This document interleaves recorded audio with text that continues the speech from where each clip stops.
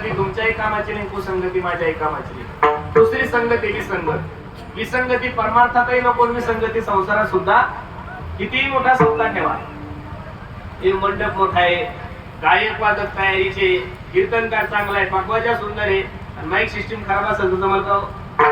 Mic सिस्टीमही खूप चांगली आहे, मंडपही एक नंबरचा आहे, कीर्तनकारही सुंदर आहे, समाजही भरपूर आहे, आणि पकवाजाला फक्त दोनच बोल जपतात, दुखतंय गुल्यात, जमल का महाराज?